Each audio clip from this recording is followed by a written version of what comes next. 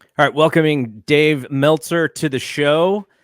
Dave, you wrote a great biography on superstar Billy Graham in The Observer, and I saw you on Wednesday, and you sort of were expecting bad news to come at some point soon. I could sense that your mood was a little down, and I think you would even acknowledge that. Oh yeah, W- yeah. When when you are obviously being historically the person who covers the history of wrestling, I imagine when people get sick, not that you are expecting them to die, but you probably start thinking about their place in history, or what would be the lead to a story that you would write about them. Like, does that happen just naturally? Like, oh man, like this person is sick, do I have to start thinking about their career? I'm the opposite. I start thinking when they die. I mean, with Killer Kowalski, if you remember, we probably had a 2-week lead, and it was just a matter of which day. Yeah. And for whatever reason, I did not even think about it until he died, even though I knew this is hanging over me. You know what I mean? I just won't. And with Billy, on Monday, I came to grips with the fact that it was going to happen. But as far as thinking of a lead or what I was going to write,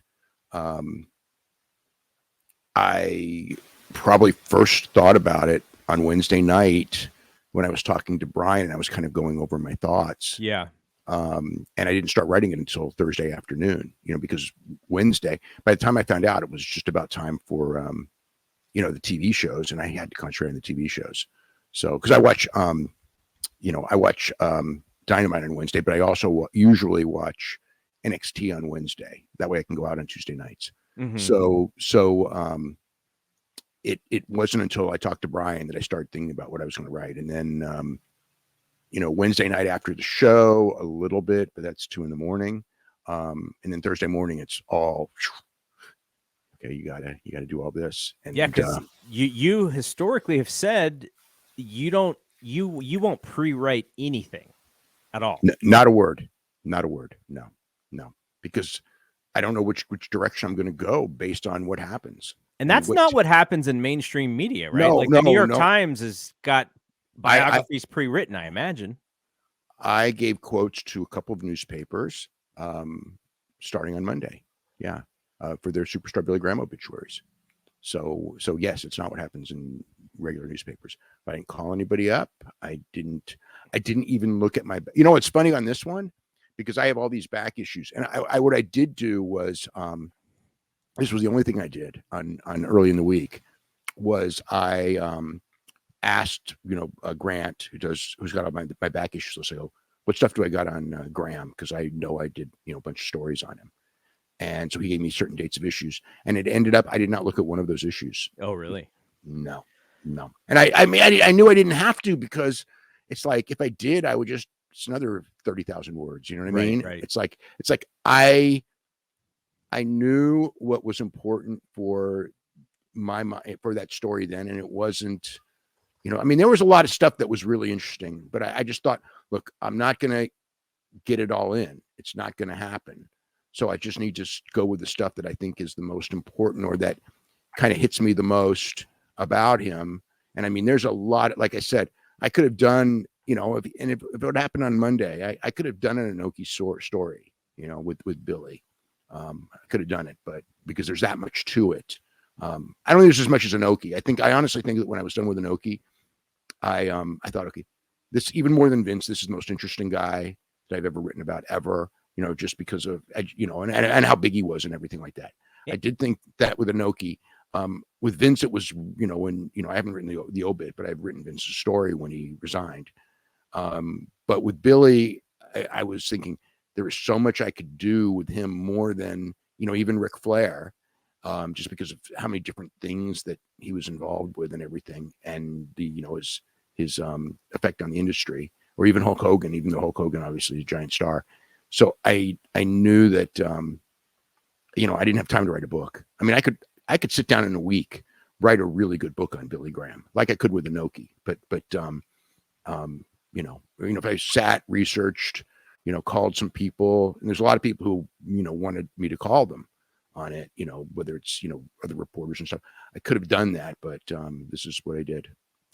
Yeah, and I think the thing that I was thinking of when I was reading the biography is his influence, and that's kind of why I wanted to have this short conversation with you, because influence in pro wrestling, often you may not even get the immediate kudos of your time, but if you inspire a lot of people, they kind of live on, through what you had sort of built, and that's what I think is so important for Billy, is that he inspired so many wrestlers in the way that he Yes. talked, in the way that he looked, and how cool he was, and that kind of thing.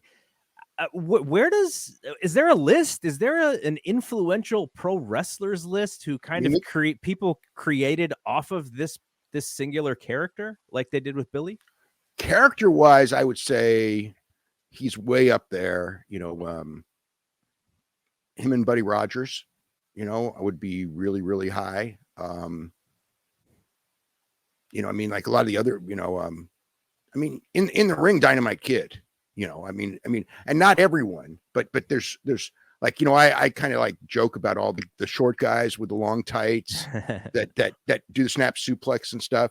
And everyone who grew up watching Stampede Wrestling. So Dynamite Kid would be really, really high on the list. Obviously Ric Flair would be very, very high on the list too, but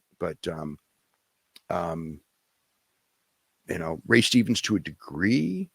I think Sayama to a degree. Maybe, those guys come to mind. Antonio Inoki for sure.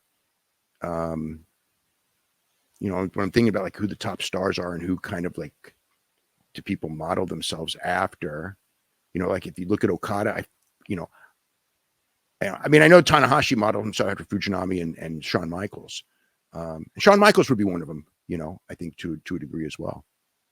As far as like the current era of AEW, now there's a mix of a lot of different styles, but it does feature a lot of high flying, a lot of high spot kind of moves. I imagine, like, I just always sort of go to like the Hardy Boys as like being giant inspirations to like, the current generation. Is there anyone else? Certainly when you talk to where the Hardys come in, and Asian Christian too is the ladder match, but yeah, the Hardys, you definitely see a lot of the Hardys in a lot of people. As far as like because there was a Mick Foley being an inspiration to a lot of people at some point. Mick Foley, absolutely. That's another one. With Mick Foley is that a lot of guys who didn't have good bodies thought, hey, you know what? I can like drive myself through tables. Sabu was a big influence, bigger than I'll ever get credit for. Very, very, very big. Yeah. But like we currently, like in today's era, we don't see a lot of like people wanting to be Austin or The Rock, though LA Knight is kind of a mix of both of them. Yeah. Roman has some of the cool mannerisms of The Rock, but I wouldn't say that he is like a direct descendant of Dwayne Johnson as far as his character is concerned.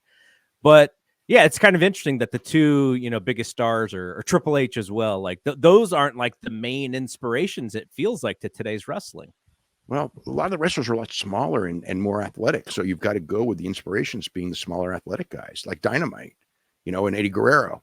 Eddie Guerrero's a big one. You see that with a lot of people. And Eddie Guerrero's memory, Jesus Christ, Eddie Guerrero died 18 years ago, and the Three Amigos gets a pop or heat depending on who's doing it constantly. Paul Heyman, again, where people keep bringing up ECW, and I see ECW, ECW, stuff that dates back to ECW and a lot of the booking that we see today, and in a lot of the match, type of matches that we see today. So he's one of them too. What about Ray? Because he is smaller than everybody. Ray for Ray and Mystico for all of the young Mexican wrestlers. Those are the two. If you would ask them, the ones who watch a lot of American wrestling would be Ray, and the ones who only watch Mexican wrestling would be Mystico. Like that's this generation with the Vikingos and the Pentagons and the Phoenixes and all that. I think those would be the two guys. Yeah. All right. I promise you it would be short. That's what I wanted to talk about, and that is it. Thanks for doing this.